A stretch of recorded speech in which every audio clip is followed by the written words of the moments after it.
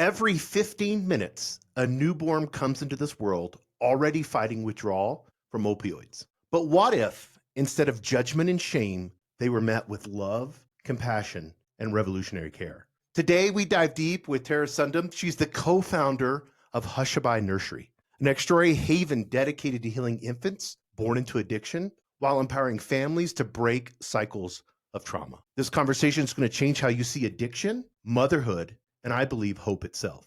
Let's get started. Thank you, Tara, for coming on the podcast today. Thank you. I really appreciate the opportunity. Your intro was great. I That's can't wait to awesome. listen.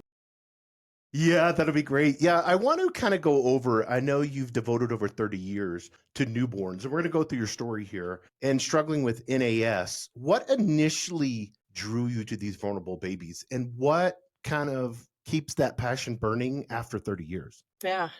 Well, I initially, graduated college, I wanted to work with kids and ended up finding myself in the neonatal intensive care unit. Ended up going back after like 5, 6 years, went and got my master's degree to be a nurse practitioner. And I loved caring for the babies that were the size of a dollar bill. I loved that adrenaline rush. I loved it. And in 2015, my boys needed me closer to home. And I was like, yeah, I'll take one for the team. I'm going to be bored off my butt, but I will go to the little hospital that's close to where we live. And that's where I'll work just because you need me there. Not just, but that's what I did. And when I went, it was a little 6-bed unit. I was used to working in a 100-bed unit where you took care of babies that were less than a pound. And I'm taking care of, big babies. And my eyes were really open because 6-bed unit, we'd have 5 or 6 babies withdrawing at one time. And this is in my community, like 5 miles away from where I live. And I'm like, where are these babies coming from? And it wasn't like just once, it was continuous. And I ended up calling my peers at my other hospital I'd work at. And I'm like, how many babies do you have withdrawing there? And they're like, I don't know. And I'm like, no, I honestly, I need you to like stop and count how many on each of you guys' teams. How many do you have? And okay, so we had 8 teams, but everyone had 1 or 2 babies. And it was like, you have a dozen babies that are withdrawing that honestly were not our focus at all. And that was only in And your town. say that one more time. That was only in your town. Yeah, that was just in my and That's wild. that was just one of the hospitals. Then I started calling just in our East Valley of Phoenix, counting the other hospitals, and I did it about every 6 weeks, and there were usually 18 to 24 babies withdrawing just in our East Valley of Phoenix, Arizona, which is insane. And then it kind of came a mission of going, okay, you guys, we're totally missing the ball. We're not serving a population that even has any priority at all. Honestly, I was the nurse. I was the nurse practitioner that you give me a baby that's going to cry for 12 hours.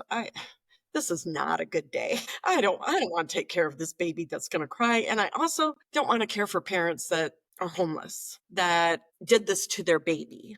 I did not understand opiate use disorder or substance use disorder. I didn't understand mental health. When you go to school to be a doctor, unless you're going in behavioral health or a nurse, you learn medical. You don't learn behavioral health. If we need behavioral health help, we do a consult to, a professional to do that. Right. I don't take care of that. And my eyes were just really open because 24 babies at any given time, just in our East Valley, we are totally not serving them correctly. And I ended up finding out that, gosh, if it's quiet in our nurseries, so say we didn't have 6 babies, say we only had 2, and we had enough staff at certain parts of the day with certain nurses or certain doctors, the babies did better. And it was like, okay, how come they're doing better when Deb is on, but when Georgina's on, they're not good? Why is that? And yes, babies have, different times of the day where they're having a more difficult time, but there was a pattern. And you really were like, boy, okay, if Deb's on, they do great. You never need to give them, extra morphine, usually can wean. But then at night you would find between 2 and 5 a.m.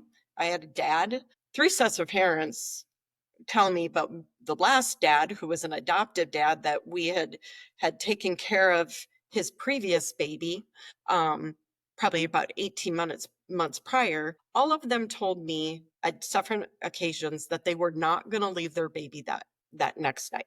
And I was like, what do you, no, we don't have a place for you to stay. Why don't you feel comfortable with us? And every one of them, not until the adoptive dad said it, did it make me go, we've got to do better, which shame on me because I don't think I'm biased, but obviously I am. But when they said they weren't going to leave because we were going to give their baby medicine, morphine is what we treat them with, and that they'll never get out of here, that was an eye opener. Mm. They all three said between 2 and 5 in the morning, you're going to give my baby more medication.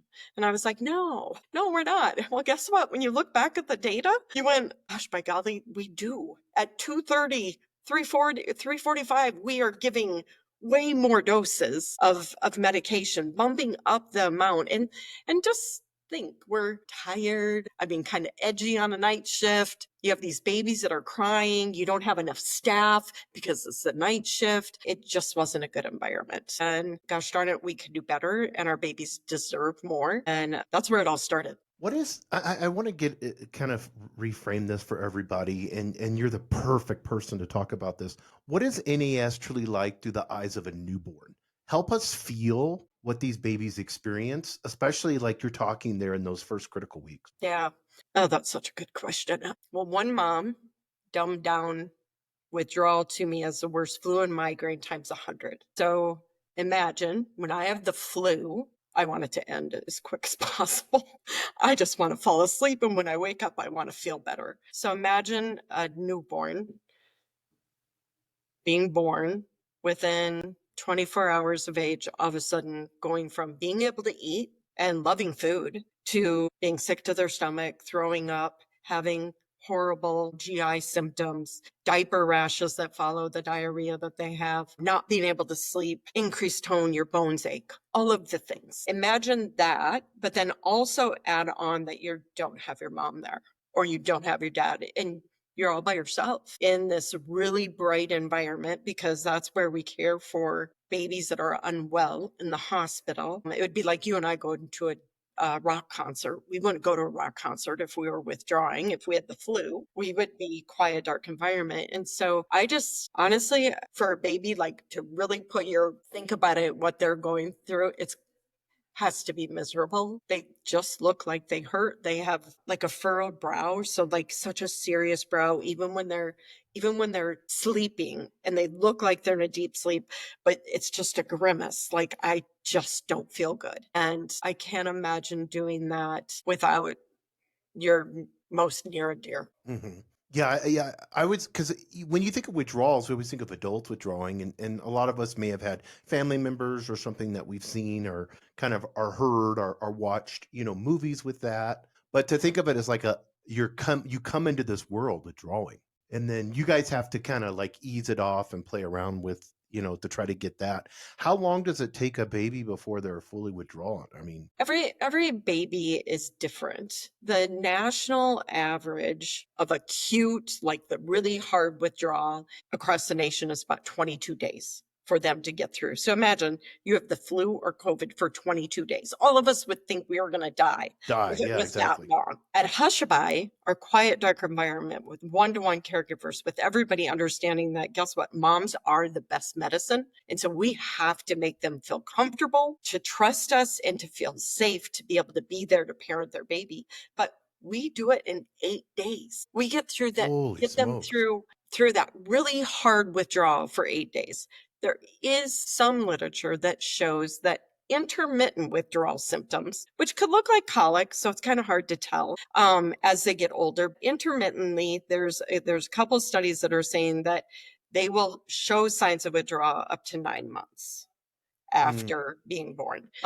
Talking with families, we know that these babies are really hypersensitive from the get-go. And so you kind of just go, is that withdrawal, or is that this baby's personality that they can't handle like tons going on? But if we can make the acute even one day shorter, I know that I would like my flu to be one day shorter. We should. What do you think is there? I know culturally there would be, and the environment also would be damaging, if the parents aren't getting help.